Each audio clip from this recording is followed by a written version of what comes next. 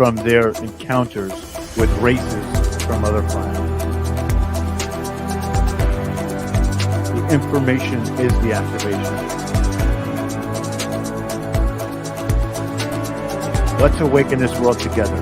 We are the forever students, and we will not be silent. We are the ones that we've been waiting for. Pretty wild.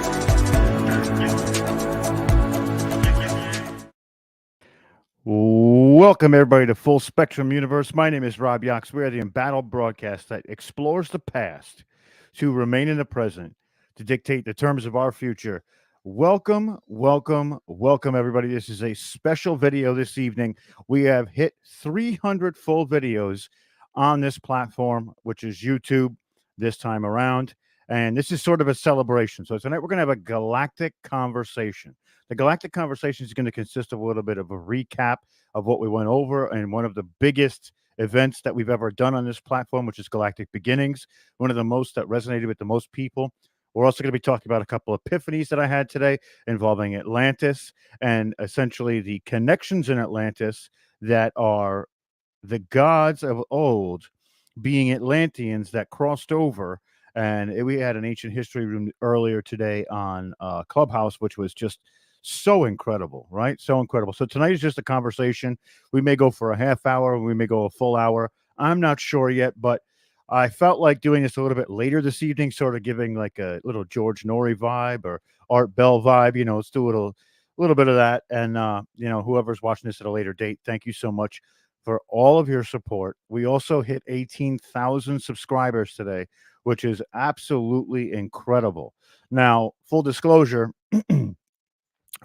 2 years ago, we were at 1,700. And I saw that Ishmael Perez got on to a specific show, and he had dawned a lot of people's attention when it came to specific videos and his stories. So I dubbed a video out, and we gained about 10,000 followers from that video alone. Now, the hard part was after that and basically putting out a content where people would stay knowing that this isn't his channel. A lot of people did think it was his channel at first, but then now we've dawned another 10,000 after that. And, you know, it's been a wild, wild ride, right? And I'm just so grateful for all of the support that everybody here and who has ever listened to this broadcast or podcast has given us. For us to hit 18,000, this was something that I never thought possible, honestly.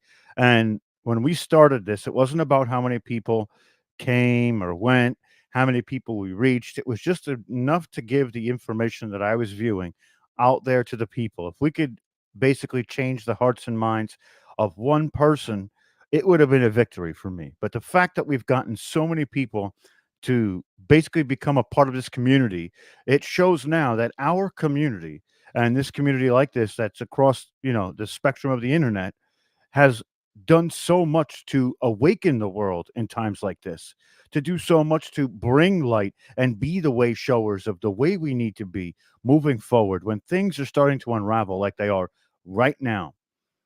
Communities like this one are so important, and I wouldn't be here if not for all of you. So it is not a victory for me, it is a victory for all of you.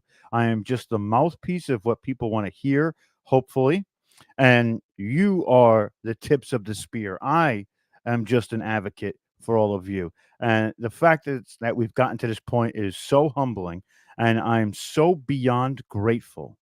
And I know I don't usually stare into the camera, but I'm going to do that right now. I'm so beyond grateful for all of your support, all of your love, and everything you've done to share these streams, to like them, to leave the comment when this is finished. We are one of the greatest families on the internet today and in the world today, right? The internet is just one realm that we facilitate.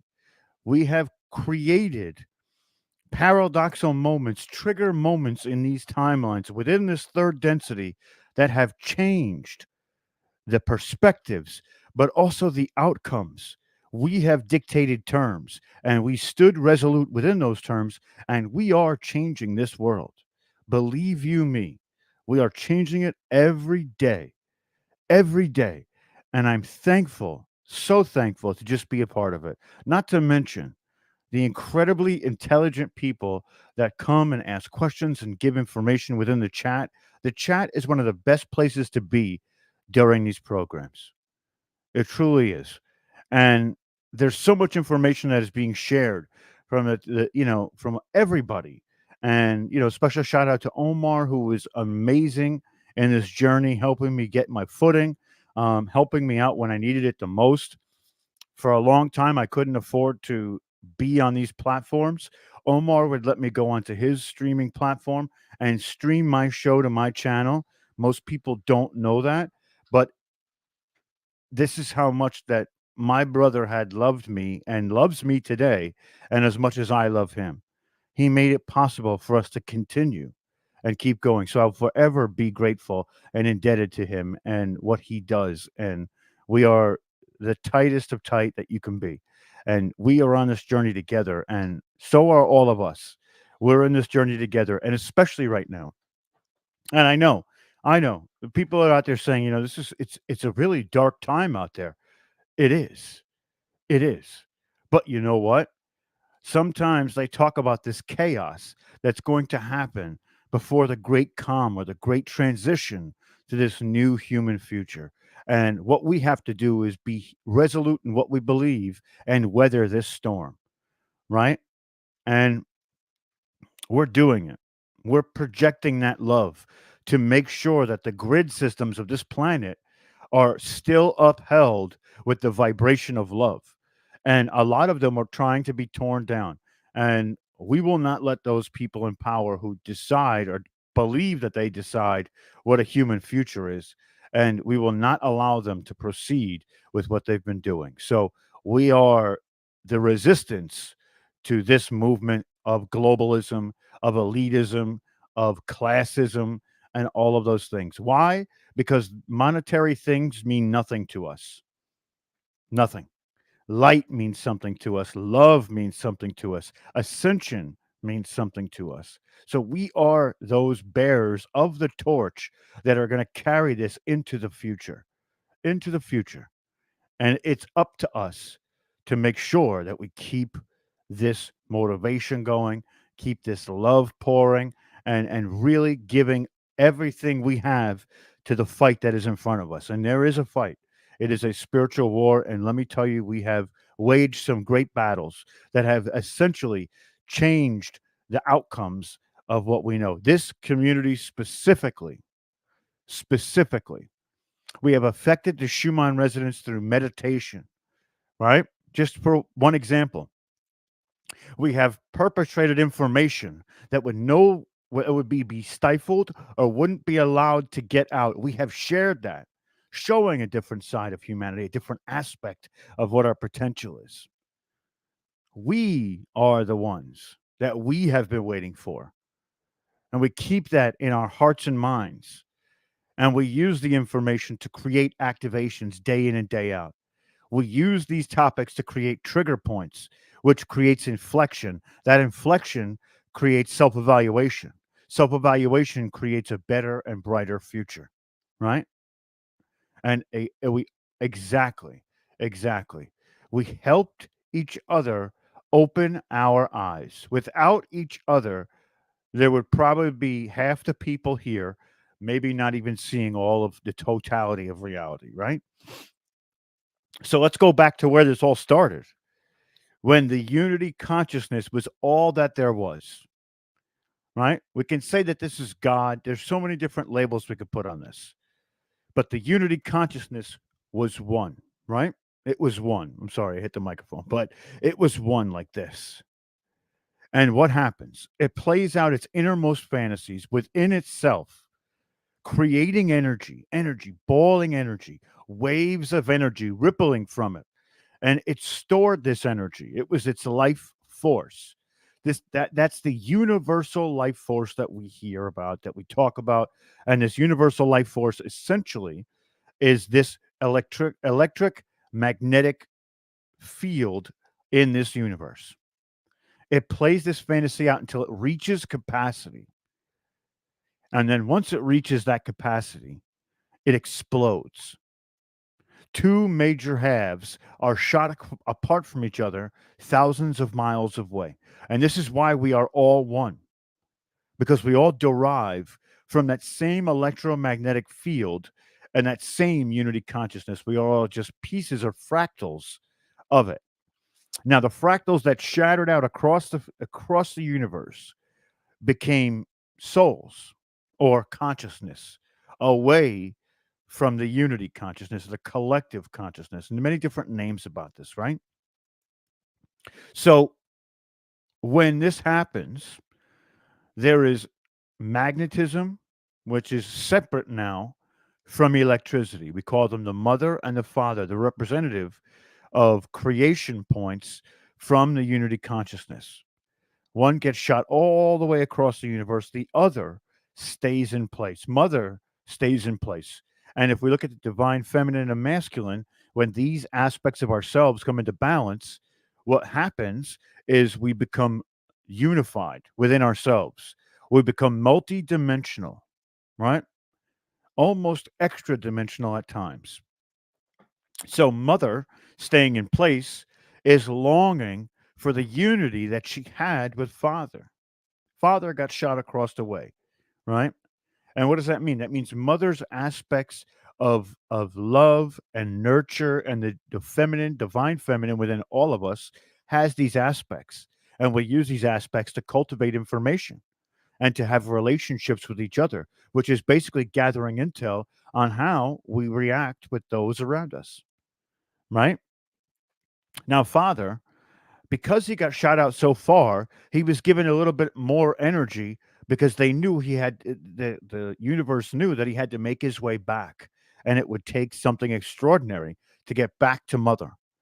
And eventually he did, right? So what did he have to do? He had to discard some of his energy because some of that energy was driven to get him back to a point. And then when he saw mother, he wanted to be in unison with mother. So he discarded energy into the void, which creates a lot of the negative that we see later on, not knowing that every cause and effect is happening at a molecular level in this moment. Now, the divine masculine in all of us is the drive. It's the yearning for power. It's there's a bunch of other different ways to describe it, but we all understand divine masculine and feminine, right? And without each other,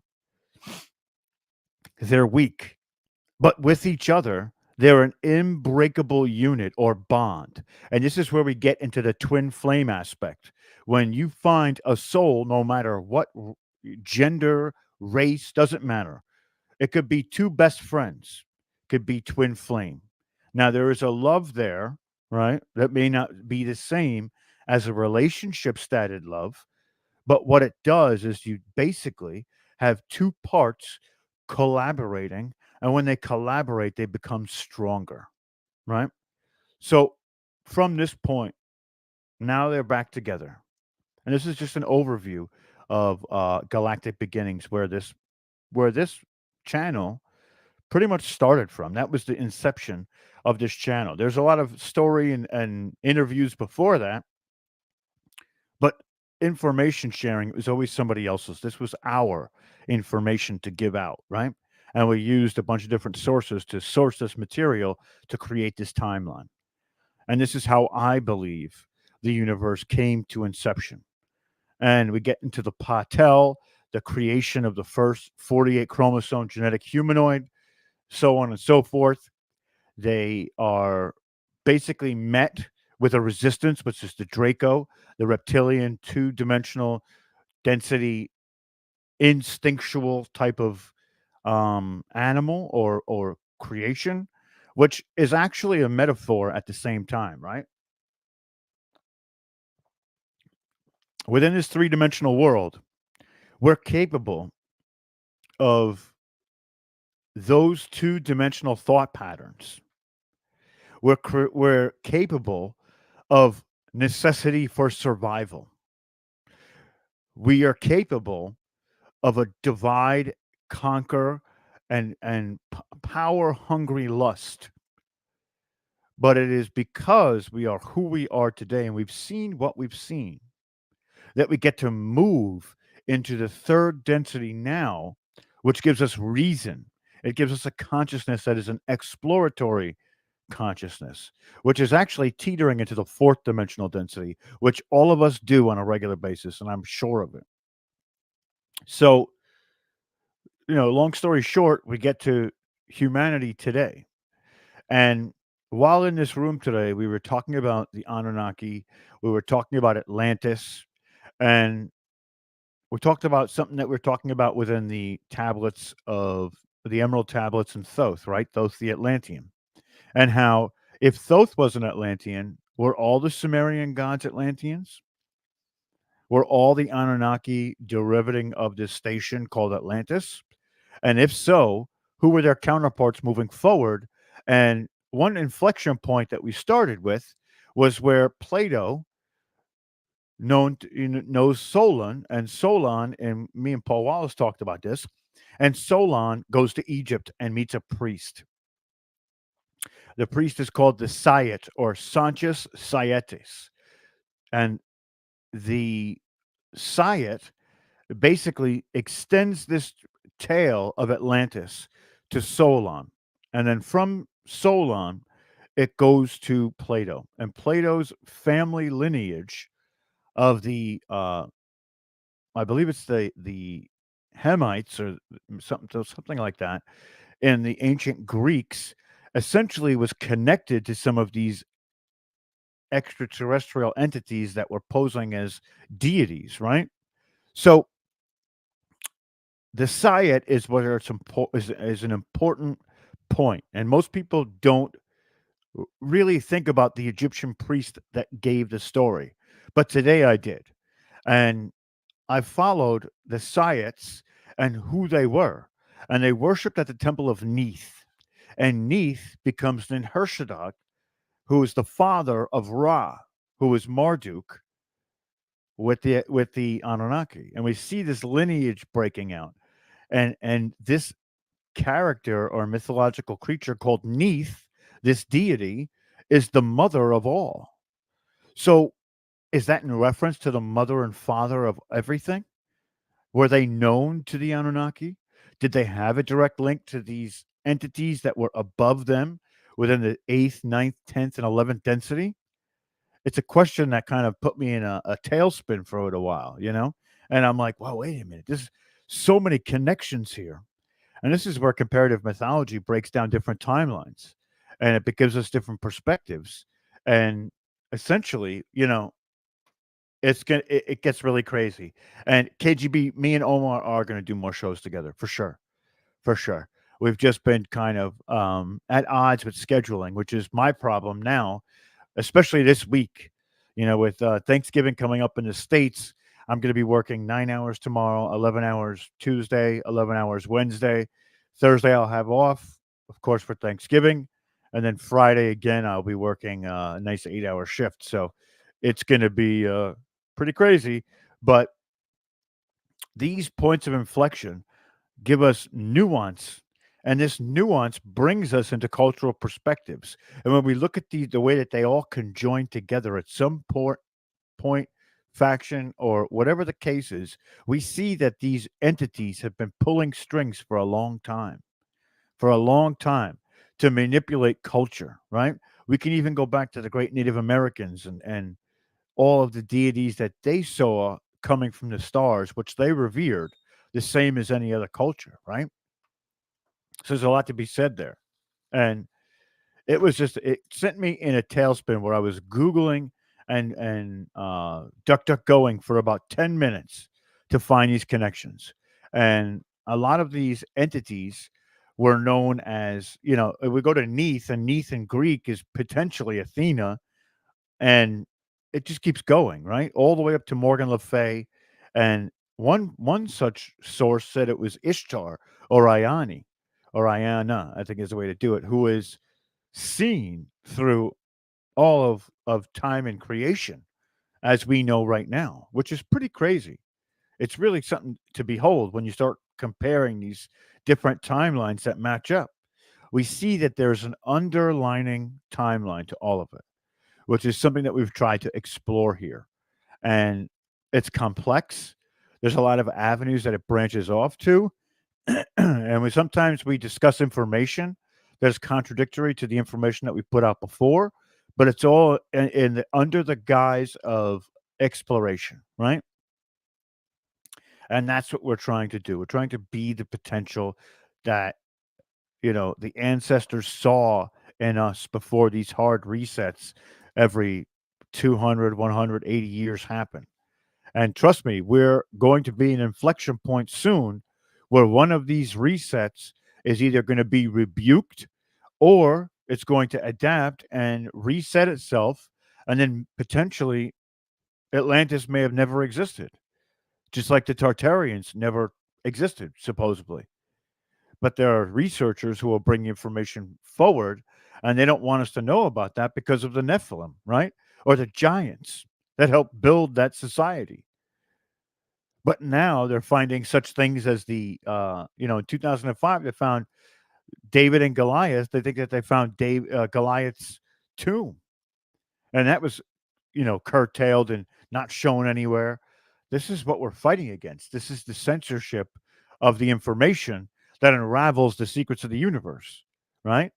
And if we go back to Egypt, we could talk about mystery schools and how Thoth created the mystery schools, which maybe were there beforehand, like the Mu Mystery School and the Lumerian Mystery School, but Thoth had a hand in all of those as well. And this was the people, right, of a certain class being privy to information that the common people weren't privy to. And we are the ones that are going to stop that from even happening. We're going to give this information away willingly and freely to empower everyone. There isn't going to be an echelon class that has the ability to use this information to be hold over others. And that's part of what we're fighting right now with the classism, right? The rich have all this information that we don't. That shouldn't be, right? It shouldn't be. It should be, if it's a part of human history, every human should be entitled to go after this, right? And to basically find the information that they want. That's one of the reasons why I'm building this archive. This archive will be set up in a way that it can be reached at any time, any place, 24/7, right? There's going to be probably a small paywall of like $2.99 just to essentially keep the platform running with the bandwidth. So as many people, it'll basically pay for itself as a system. It's not meant for monetary gain. It's meant to maintain the system. But I'm not there yet either, right? We're working on that in the background feverishly. And I know I keep saying that the website is going to drop, and I'm just waiting to find something different with my website than others. We have the Substack right now, which is being used to promote the show and potentially put articles up, which I'm going to try and write more too. It's been very difficult time wise. And there's a lot going on in the world to cover. Now we have the Spirit of Freedom on Rumble as well, which has been an absolute success for the most part. Basically, we're going for the 40-foot view, and we're trying to reach people who are in the political arena who are not quite awake yet to what these dastardly people have been doing on this planet for the last 50, 60, 70 years, as opposed to the last 1 million years, right? And one of the things that we had happen during this room today was Bridget Renee came in, and she's going to come on the show and give us her recanting of her Atlantean life and all of her experiences. We've touched base today.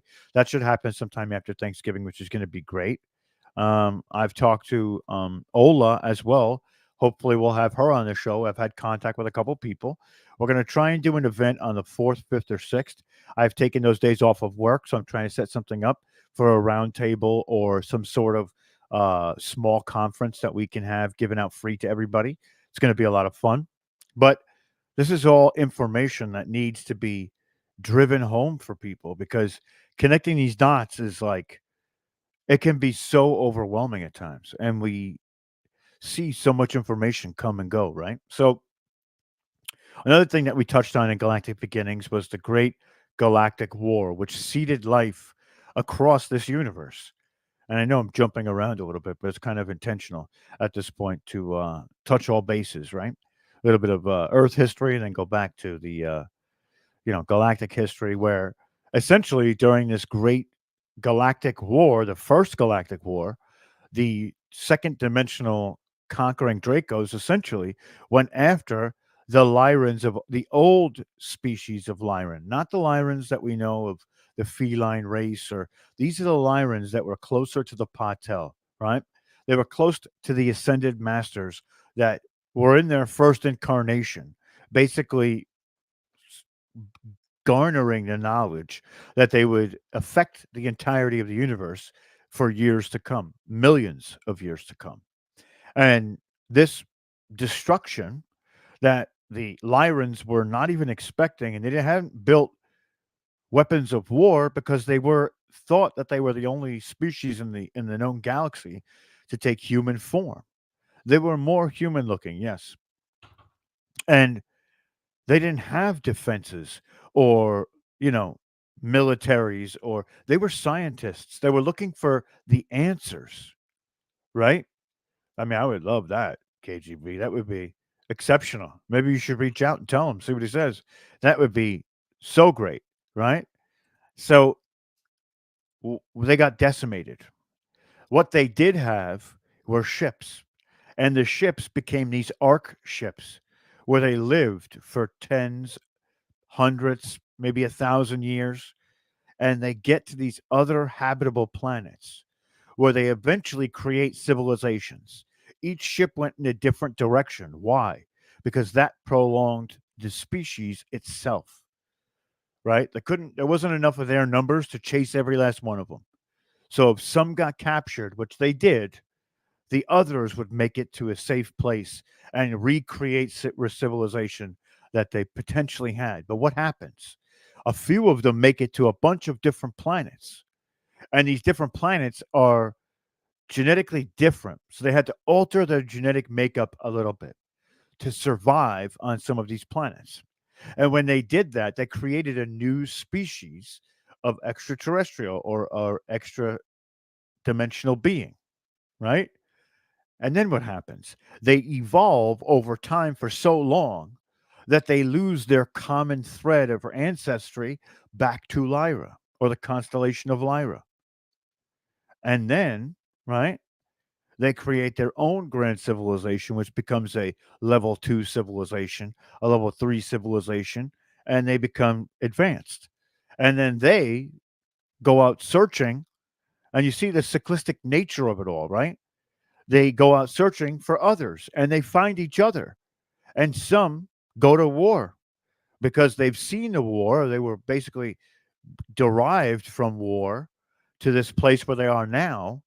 And they didn't understand that they were ancestrally linked with the Lyrans. They will eventually come to see that, which in turn creates this great federation across the stars where there is certain factions that essentially pose as the Galactic Federation and are not.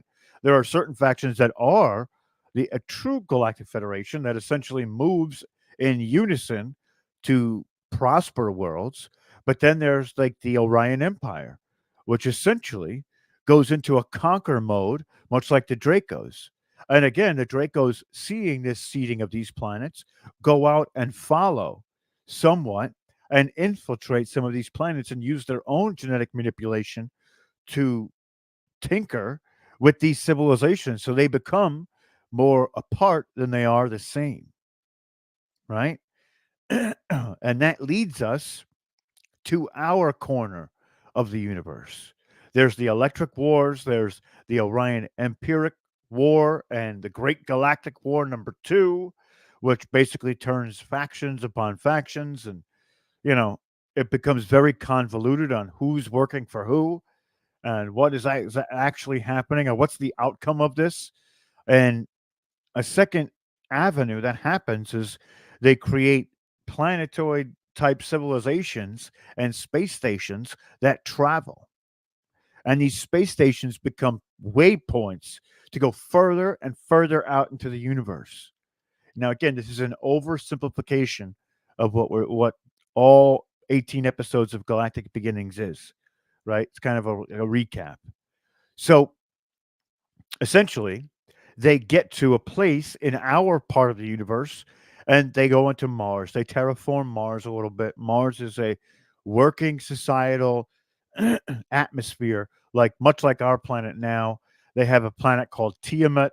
Nibiru is in its long, long facilitating orbital pattern for this universe. And there are the Dracos, which are basically take over Tiamat and a certain faction of them, along with some Andromedans and some Pleiadians. And eventually, this war is spreading into our corner of the universe. So, what happens then? So, they're trying to find solutions before it becomes devastating, to just like it had across all of the universe. And they come up with a plan to take the Draco Tiamat faction and the Pleiadians, the Andromedans, and some of the Syrians, and basically genetically meld all of them into a specific race that is essentially going to become somewhat of a ruling class, or at least a proxy to all sides of this faction. And they could look to this proxy to say, no, we're not going to attack each other because these entities essentially have the genetics of all of them. This is where the Anunnaki come from. They are the genetic manipulation of all of these great races. So it only makes sense that they would do the same thing with the Ajiji when we get to Earth's, nearer past, and essentially they're working it the same way that they were created. It's again cyclistic, just like everything is cyclistic. So that's where we get to the ancient Sumerians. That's where we get to Atlantis. That's where we get to Mu, which we talked about in the last one, the last episode, and Lemuria, and all of these great other civilizations that are still being basically cooperating with off-world entities that are helping them to derive of who they are. We get to the inner Earth, which is lower Shambhala, and then there's greater Shambhala, which is basically a mothership in orbit at the time, which the Bhagavad Gita calls the flying city, the flying golden city.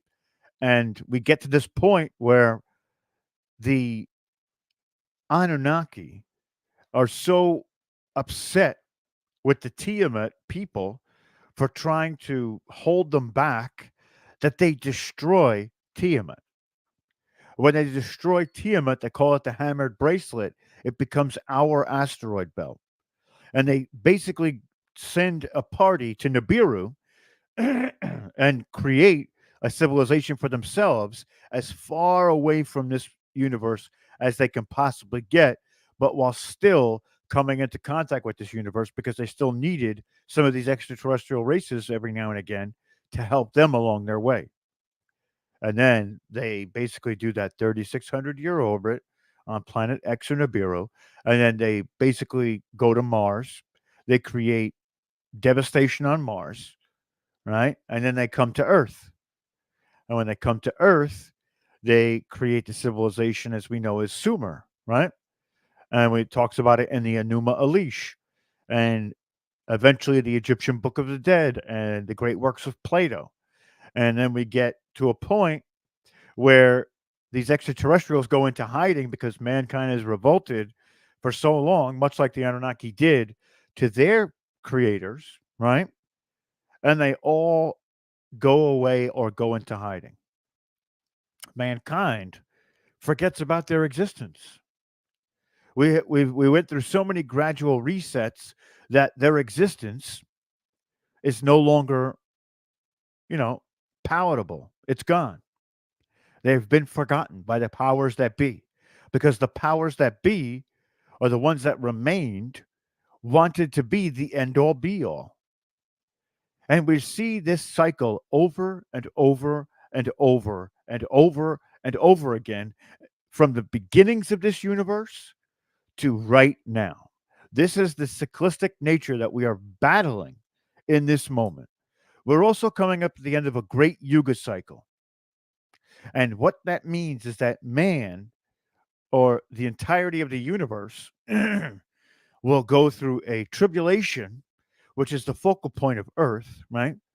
And this tribulation can either send humanity on Earth into a prosperous new future, or settle us right back into the Stone Age to start the resets again, the cyclistic nature again. So we're in this moment now, and we are the torchbearers of the new prosperous future to not be derived back to the Stone Age, much like after the Atlantean cataclysm. So we take the examples of Atlantis. We take the examples of ancient Egypt. We take the examples of the Anunnaki. And look at what humans are doing. We're creating AI in our image. Now, it may not be sentient in the way that humans are with consciousness, but we're not there yet, right? It could happen again. And then we could have a Terminator style scenario, right? But basically, this is the cycles of the universe. And we're in this great moment right now where all of us get to dictate what comes next. We get to basically dictate where our energy goes, what our energy is doing, how our energy interacts with reality, not just third dimensional reality, fourth dimensional reality, fifth dimensional reality. You are existing in all of those dimensional densities right now. You have more chakras than just seven. You have 52 of them that lead to the galactic collective consciousness. We are all galactical beings that strive to be multidimensional beings. When we strive to be multidimensional beings, we see the full totality of the responsibility of being a multidimensional being and what that means. That's why we use the term, we are the ones that we've been waiting for, because there is no savior here, right? We are the saviors of our own future.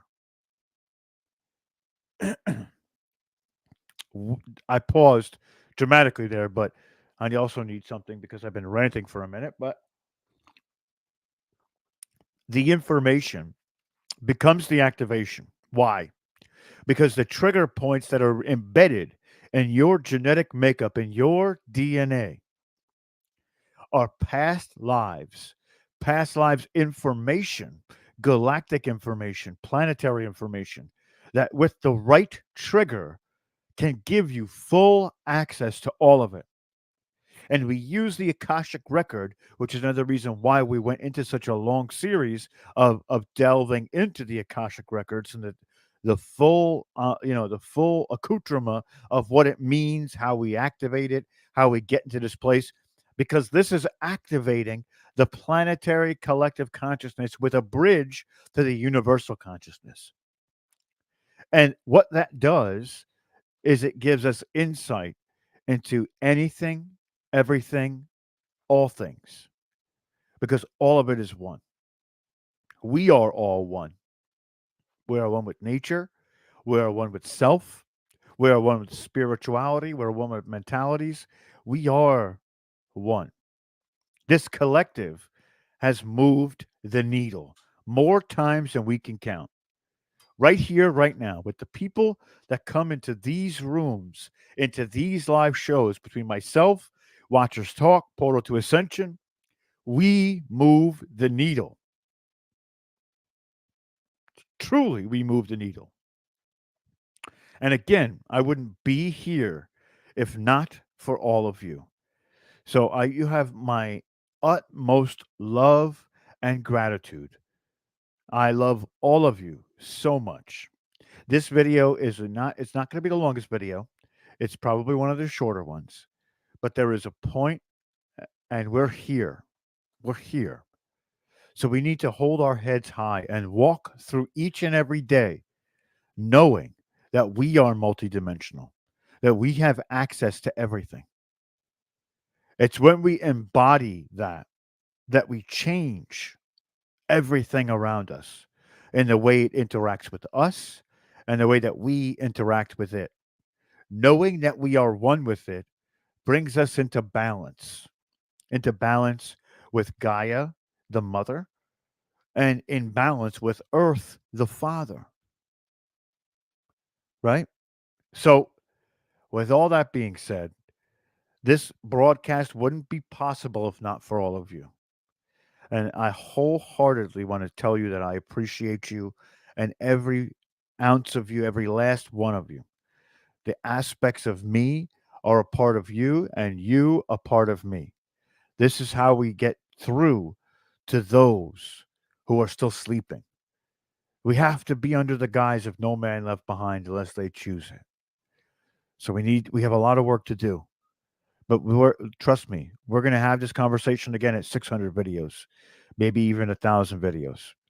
Very shortly, we're going to be doing our 200th episode of Full Spectrum University actual show. And we're going to go into another episode that's going to be absolutely incredible. It's going to be a landmark episode. So, with all that being said, I love you all so very much. Thank you from the bottom of my heart for all of your support. I wouldn't be here without you.